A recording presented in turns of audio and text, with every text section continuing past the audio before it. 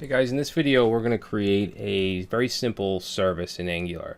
Now, as I said, you can use Angular CLI to generate a service, but I want to just manually create it just so you definitely understand the file structure and typing out the class and all that. But later on we'll get into generation, which is very simple. So let's create a folder in our app folder called services.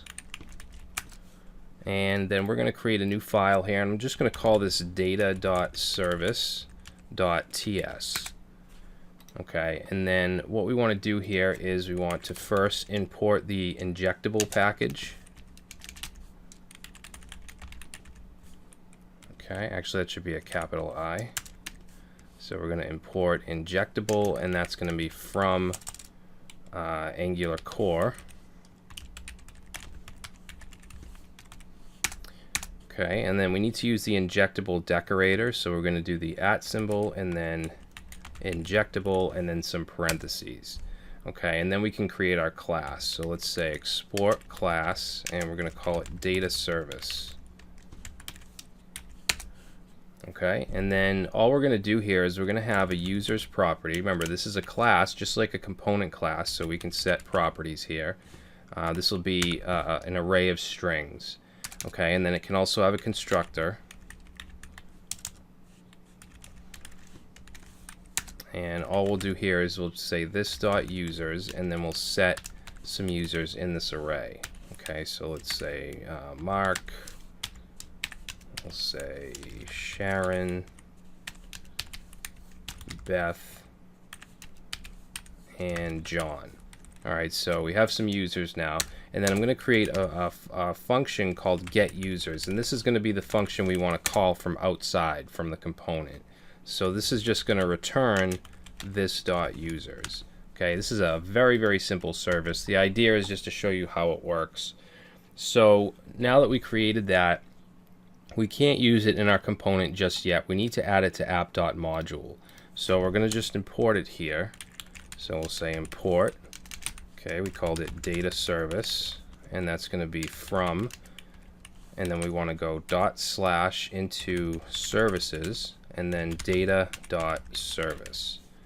Okay, and then we need to add it as a provider. Okay, components you add to the declarations, services you add to the providers. So we'll just say data service. Okay, so now we'll save that, and then let's go to our sandbox component. And we want to bring in our service here as well. So we're going to import data service, and that's going to be from. We're going to go outside of the sandbox folder, outside of the components folder, into services, and then into data.service. Now, when you use a service, you have to inject it as a dependency. And you inject dependencies inside of the constructor, or I should say inside of the constructor parameters. Okay, so it's going to go inside here. So we're going to make this public. You can use public or private. And then we're going to call this, we're going to say data service, okay, with a lowercase d, and then colon, and then we want to set it to whatever we brought it in as, whatever the service class name is, which is data service with a capital D. Alright, so now we can use this data service and then anything we have in here. Okay, so we want this get users right here. So what we'll do is let's go into our constructor, and let's just do console.log, and we're going to say this.dataService.getUsers. Okay, we'll go ahead and save that, and now down here you'll see that it's actually getting those users from the service. So we could bring this into any component, inject it as a dependency, and then use it.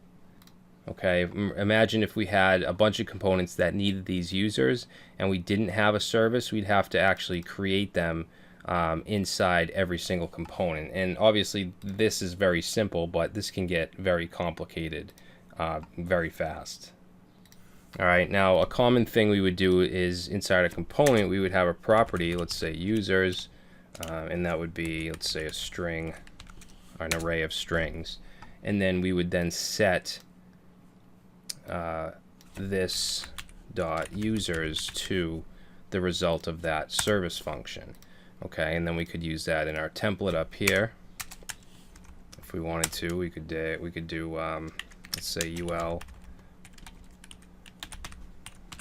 list group li. So this would be, let's see, list group. I can't type and talk, so list group item, and then we could do an ng4,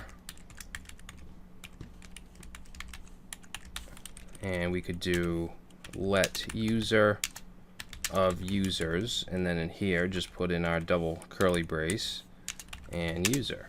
Save that. And now we're getting the users from the service, bringing them in, adding them to the users property, and looping through them with ng4. All right, so in the next video, we're going to take a look at observables. We're still going to work in our service, but we're going to create a function that's going to return an observable, which is kind of like an open data stream. We can just keep sending data from the service through an observable. All right, so we're going to get into that next.